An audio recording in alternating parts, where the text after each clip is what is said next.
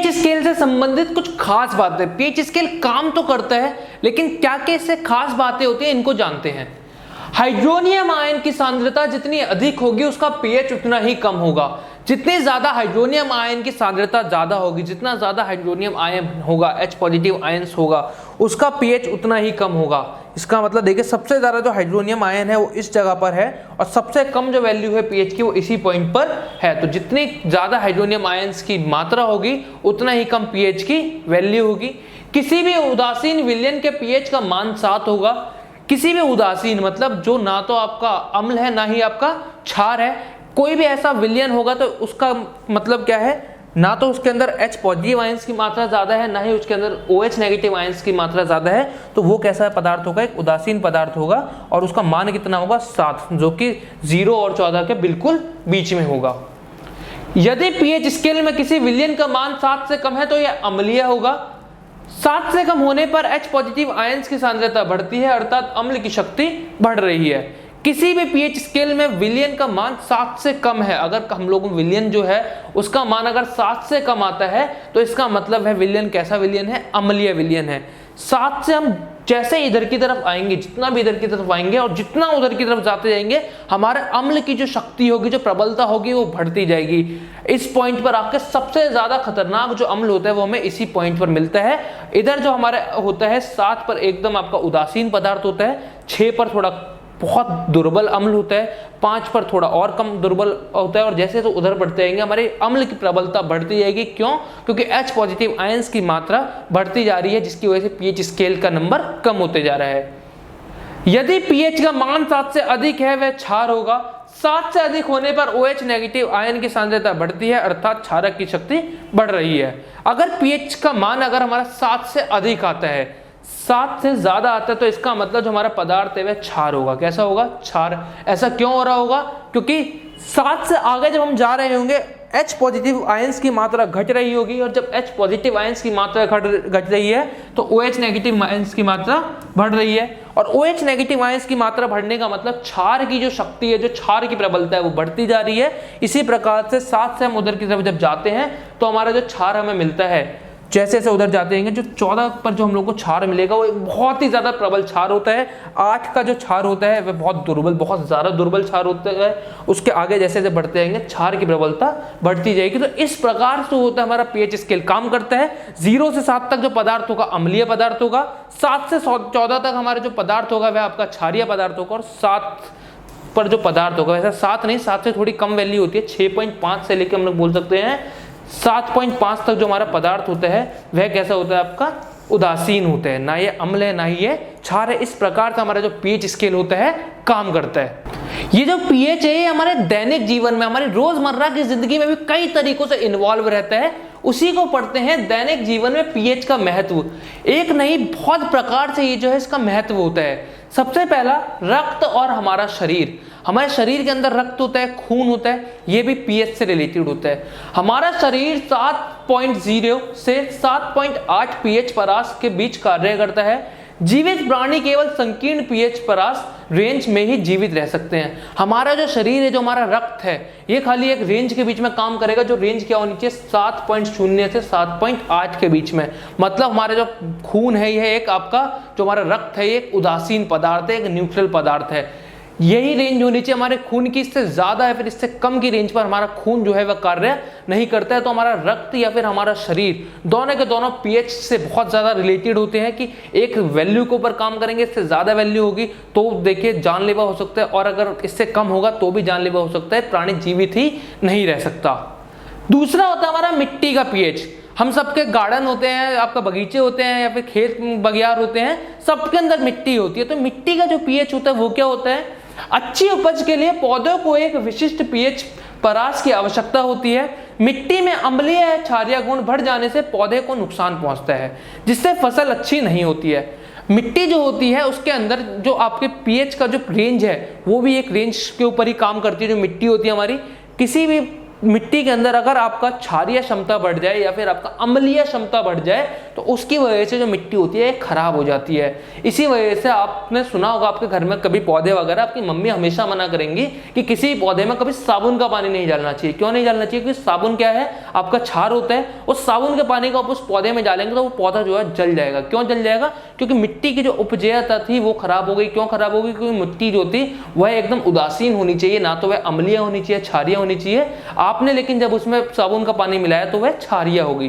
तो मिट्टी भी एक परास के ऊपर काम करती है, एक रेंज के ऊपर काम करती है, जो कि आपकी उदासीन रेंज होनी चाहिए, ना वो अम्ल होना चाहिए, ना ही वह आपका क्षार होना चाहिए।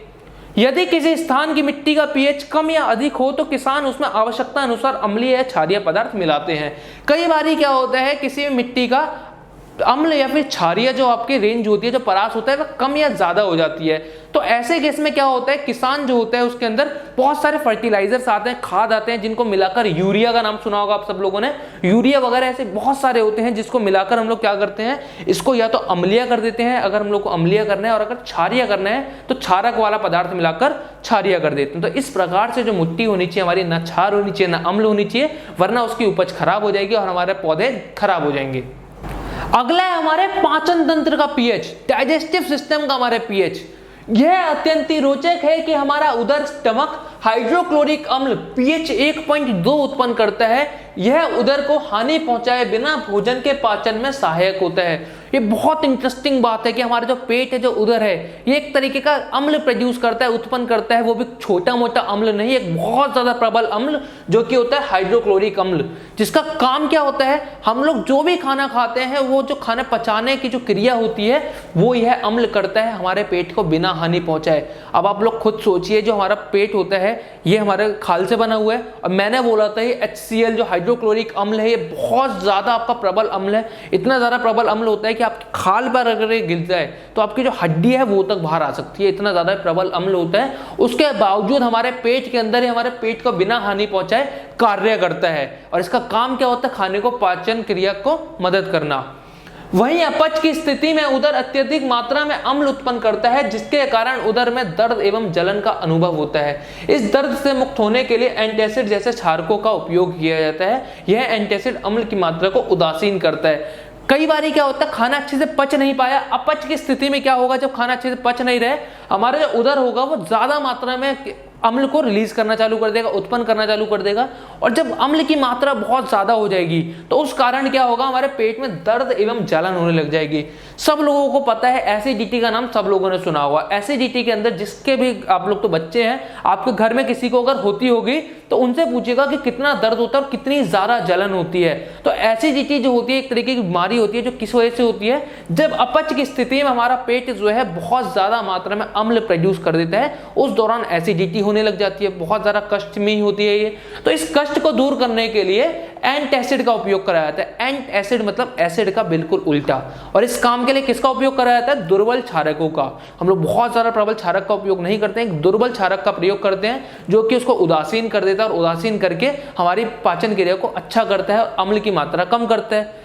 इसके लिए magnesium hydroxide, milk of magnesia जैसे दुर्बल क्षारों का प्रयोग किया जाता है। इसके लिए कौन से हम लोग क्षारक का प्रयोग करते हैं, दुर्बल क्षारक जैसे magnesium hydroxide, milk of magnesia भी इसको बोलते हैं। इनो सबने सुना है, इनो लेते हैं हम लोगों के, किसी के भी एसिडिटी की मात्रा ज्यादा हो रही होती है तो उस दौरान इनो होता है। इनो के अलावा मार्केट में आज की डेट में और भी बहुत सारे प्रोडक्ट्स आने लग गए हैं। उसके अंदर असल में क्या होता है, मैग्नीशियम हाइड्रोक्साइड होता है, मिल्क ऑफ मैग्नीशिया होता है, जो कि एक दुर्बल क्षारक है। और ये क्या करता है, उस अम्ल को उदासीन कर देता है, उसकी मात्रा को, और इस तरीके से हमारा पेट जो है ठीक हो जाता है। और पीएच जो है एक बहुत महत्वपूर्ण रोल निभाता है हमारे पाचन तंत्र में। अगला टॉपिक देखिए, पीएच परिवर्तन के कारण दंतक्षय। अभी हम लोगों ने पाचन तंत्र में पीएच देखा, अब दंतक्षय मतलब टूथ डीके में हम लोग पीएच का रोल देखेंगे। मुंह के पीएच का मान 5.5 से कम होने पर दांतों का क्षय प्रारंभ हो जाता है। दांतों का इनेमल कैल्शियम फॉस्फेट से बना होता है, जो कि शरीर का सबसे कठोर पदार्थ है। यह जल में नहीं घुलता, लेकिन मुंह के पीएच का मान 5.5 से कम होने पर यह संचरित हो जाता है। हमारे जो मुंह है, हमारे जो दांत होते हैं, इसका जो इनेमल है हमारे शरीर का सबसे ज्यादा कठोर हिस्सा होता है। जो हमारा इनेमल होता है कैल्शियम फॉस्फेट से बना होता है, और हमारे शरीर का सबसे ज्यादा कठोर हिस्सा होता है, पानी में नहीं घुलता है, पानी इसका कुछ नुकसान नहीं पहुंचाता। लेकिन जैसे ही हमारे मुंह का अम्ल की जो मात्रा है, जो पीएच है, वो 5.5 से कम हो जाएगा, इसका मतलब हमारे मुंह के अंदर अम्ल की मात्रा बढ़ रही है। तो अम्ल के कारण क्या होगा, ये जो दांत हैं सड़ने लग जाते हैं। इस तरीके से देखिए हमारे जो बैक्टीरियाज होते हैं धीरे धीरे करके दांत सड़ने लग जाते हैं। हम लोग कहते हैं दांत में कीड़ा लग रहा है, और दांत धीरे धीरे करके संचारित होने लग जाता है। और जब वह संचारित होने लग जाता है तो हम लोगों का दांत खराब होने लग जाते हैं। कारण क्या होता है इसका, मुंह में उपस्थित बैक्टीरिया भोजन के पश्चात मुंह में शर्करा एवं खाद्य पदार्थों का निम्नीकरण करके अम्ल उत्पन्न करते हैं।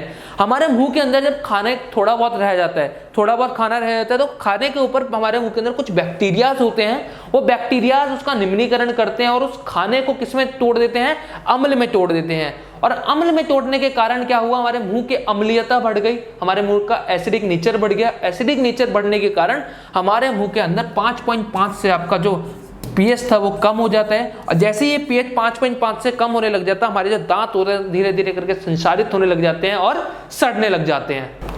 अब इस दंत क्षय से, टूथ डीके से हम लोग बचाव कर सकते हैं। इस तरीके से जो कीटाणु हैं, हम लोग खाना खाते हैं वो रह जाते हैं और हमारे दांतों को परेशान करते हैं, इससे हम बचाव कर सकते हैं, प्रिवेंशन कर सकते हैं। कैसे, भोजन के बाद मुंह साफ करने से इससे बचाव किया जा सकता है। मुंह की सफाई के लिए क्षारकीय दंतमंजन का उपयोग करने से अम्ल की अधिकतम मात्रा को उदासीन किया जा सकता है, जिसके परिणाम स्वरूप दंत क्षय रोका जा सकता है।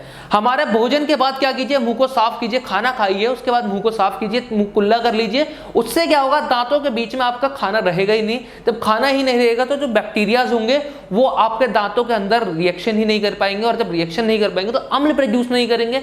उसके अलावा क्या होता है, मुंह की सफाई के लिए क्षारकीय दंतमंजनों का उपयोग कीजिए। जो हम लोग टूथपेस्ट यूज करते हैं, चाहे कोलगेट हो चाहे कोई भी हो, इसका जो नेचर होता है, इसका प्रभाव, जो प्रकृति होती है, वह क्षारकीय होती है।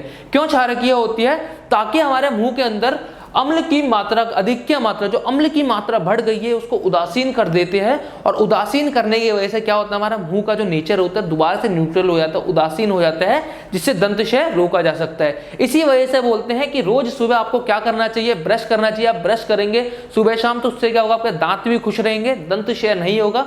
दंत क्षय ना होने की वजह यह होती है क्योंकि जो टूथपेस्ट होता है उसके अंदर आपका क्षारक होता है, क्षारक अम्ल को उदासीन कर देता है, और इस प्रकार से हम लोग दंत क्षय से बचाव कर सकते हैं। अब पीएच का अगला महत्व पढ़ लेते हैं। हमारी लाइफ में पीएच का अगला महत्व कहाँ है, पशुओं व पौधों द्वारा उत्पन्न रसायनों से आत्मरक्षा। हमारे पशु तथा पौधे कुछ रसायन उत्पन्न करते हैं, उनसे आत्मरक्षा में पीएच हमारी मदद करता है। कैसे, देखते हैं। क्या आपको कभी मधुमक्खी ने डंक मारा है? कभी ना कभी मधुमक्खी ने डंक मारा होगा। मधुमक्खी का डंक एक अम्ल छोड़ता है जिसके कारण दर्द एवं जलन का अनुभव होता है। डंक मारे गए अंग में बेकिंग सोडा जैसे दुर्बल क्षारक के उपयोग से आराम मिलता है। अब क्या है, आपका मधुमक्खी का जो डंक होता है, मधुमक्खी छोड़िए, किसी भी सूक्ष्म प्राणी जो आपको काटते हैं, चाहे ततैया बोल लीजिए, चाहे मधुमक्खी बोलिए, चाहे चींटी बोल लीजिए, किसी भी प्राणी द्वारा आप काटे गए, आपको उसने डंक मारा, तो इनके जो डंक होते हैं, जो स्टिंग होती है, इसके अंदर एक अम्ल होता है जो ये अम्ल रिलीज करते हैं। वो अम्ल जब ये छोड़ देते हैं, जब उत्पन्न करते हैं हमारे शरीर के अंदर, तो उसकी वजह से दर्द एवं जलन होने लग जाता है। तो इस दर्द एवं जलन से आत्मरक्षा के लिए हम लोग क्या कर सकते हैं, डंक मारे गए अंग में बेकिंग सोडा जैसे दुर्बल क्षारक, कोई भी दुर्बल क्षारक का उपयोग कर सकते हैं। बेकिंग सोडा इस वजह से लिखा है क्योंकि ये हमारे घर में होता है। इसके अलावा और भी बहुत सारे दुर्बल क्षारक होते हैं जिनका उपयोग करके हम लोग उससे ठीक हो सकते हैं। कई बार आपने सुना होगा, आपके बड़े बूढ़ों ने कहते हैं, कभी भी ततैया वगैरह डंक मार ले तो उसके ऊपर सिक्का रगड़िए। सिक्का क्या होता है, एक धातु होता है। हमने पढ़ा धातु का नेचर कैसा होता है, क्षारक नेचर होता है। तो जब आप उसको रगड़ते हैं तो अम्ल और क्षारक आपस में अभिक्रिया करके उदासीन बना देते हैं और आपका दर्द कम हो जाता है। अगला, नेटल पादप। नेटल एक प्लांट होता है, कुछ इस प्रकार का आपका प्लांट होता है नेटल जो होता है। नेटल पादप के भी डंक वाले बाल मेथेनॉइक अम्ल छोड़ते हैं जिसके कारण जलन वाले दर्द का अनुभव होता है। क्या होता है, कभी भी आपको इस पौधे से कभी भी आपको डंक लग जाए या फिर इसके बाल आपके हाथ पर लग जाए, इसके जो बाल होते हैं वह भी क्या छोड़ते हैं, एक अम्ल छोड़ते हैं, मेथेनॉइक अम्ल, जिसकी वजह से दर्द एवं जलन का अनुभव होता है। इसमें भी लोहा रगड़ने अथवा बेकिंग सोडा जैसे दुर्बल क्षारक के उपयोग से आराम मिलता है। इसमें भी क्या होता है, आप लोहा रगड़ लीजिए या फिर आप कोई भी धातु रगड़ लीजिए या फिर क्या कीजिए, आप बेकिंग सोडा इसका इस्तेमाल कर लीजिए, फिर कोई भी दुर्बल क्षारक का उपयोग कर लीजिए और इससे आप आत्मरक्षा कर सकते हैं। क्यों आत्मरक्षा कर सकते हैं, क्योंकि उदासीन अभिक्रिया हो रही हो।